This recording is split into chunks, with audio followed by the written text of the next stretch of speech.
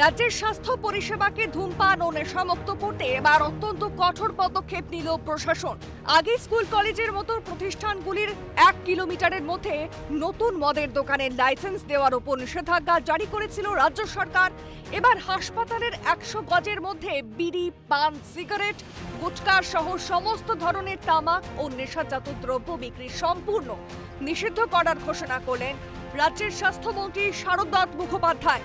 হাসপাতাল চত্বরের ভেতর কোনোভাবেই নেশা বরদাস্ত করা হবে না। কেউ হাসপাতাল প্রিমিসেসের মধ্যে নেশাজাত জিনিস ব্যবহার করলে কড়া আইনি পদক্ষেপ ও জরিমানা করা হবে, জানান স্বাস্থ্যমন্ত্রী। হাসপাতাল চৌহদ্দির থেকে 100 গজ 100 ইয়ার্ড কোনো পান, বিড়ি, সিগারেট, গুটখা, মদ দোকান থাকবে না। এটা আইন আছে, আমরা দেখে নিলাম। সেই আইনটাকে আমরা লাগু করবো এবার কঠোরভাবে। হাসপাতালের মধ্যে গুটখা, পান, সিগারেট খাওয়া যাবে না। কেউ সেবন করলে ফাইন হবে। সরকারের এই সিদ্ধান্তকে স্বাগত জানিয়েছেন ছোট বড় ব্যবসায়ীরাও।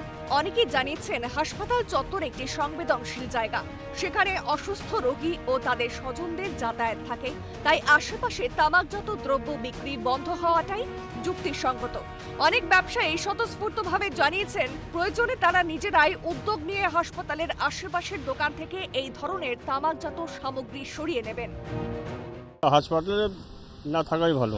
ঠিক সেটাই বলছি, মানে এই সিদ্ধান্তটা ভালোভাবে দেখছি। হসপিটালে না থাকাই ভালো, হাসপাতালের আশেপাশে না থাকাই ভালো। ভালো পদক্ষেপ, এটাই বলতে পারি। এটা যদি হয় বাস্তবে এটা ভালো তো।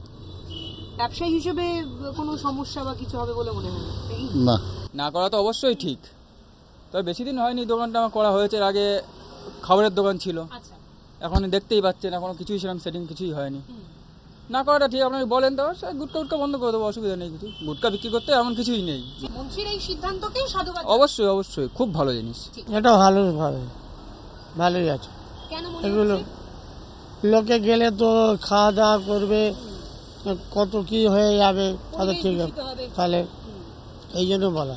এটা ভালোভাবে দেখছেন, অসুবিধা হবে ব্যবসায়? কিচ্ছু হবে না অসুবিধা। স্বাস্থ্য দপ্তরের এই সিদ্ধান্তে খুশি রোগীর পরিবার। হাসপাতাল চত্বর নোংরা হয়ে থাকলে রোগ আরও সংক্রমিত হয়। হাসপাতালে সুস্থ পরিবেশ রাখা খুবই দরকার। হাসপাতাল পরিষ্কার রাখার এই সিদ্ধান্ত যদি বাস্তবায়িত হয় তবে খুবই ভালো হবে এবং এটা একটি ভালো পদক্ষেপ। এটা তো ভালো সিদ্ধান্তই, মানে জিনিসটা তো হলে হবেই, মানে ভালো জিনিসই হবে। আপনার এলাকা পরিচ্ছন্ন থাকবে, তো জিনিসটা ভালো। ডিসিশনটা খুব ভালো হবে, ভালো ডিসিশন যদি ইমপ্লিমেন্ট হয় তো। এটা ঠিকই আছে, হসপিটালকে পরিষ্কার পরিচ্ছন্ন রাখা তো ভালোই।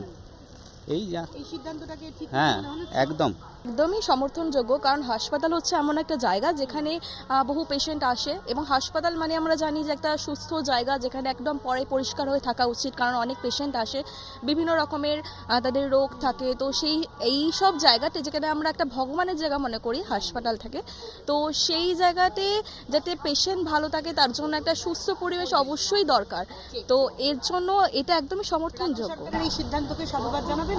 অবশ্যই সাধুবাদ জানাবো, কারণ একটা হাসপাতালের মতন জায়গায় যদি এই কাজটা হয় তো সেটা অনেকটাই ভালো, পরিষ্কার থাকা অনেকটাই উচিত। সত্যি হলে তো খুবই ভালো। এই কথাগুলো যেগুলো বলেছে ওনাদের বাস্তব রূপায়ণ করতে পারে খুবই ভালো হবে। আমাদের নিজেরা হেলথ কনসাস হতে চাই, স্বাস্থ্যের দিকটা যদি আরো জোরদার দেয় খুব ভালো হবে। রোগমুক্ত পরিবেশ গড়ে তুলতে চিকিৎসার পাশাপাশি প্রয়োজন সচেতনতার আলো। রাজ্যের স্বাস্থ্যমন্ত্রীর এই কঠোর অবস্থান এবং ব্যবসায়ীদের স্বতঃস্ফূর্ত সহযোগিতা কি পারবে হাসপাতাল চত্বরকে সম্পূর্ণ নেশামুক্ত করতে? উত্তর দেবে সময়। তবে এক সুস্থ ও পরিচ্ছন্ন আগামীর লক্ষ্যে এই পদক্ষেপ নিঃসন্দেহে প্রশংসনীয়। ক্যামেরায় প্রসন্ন নস্কর, অভিরূপা সাহা রিপোর্ট, ক্যালকাটা নিউজ।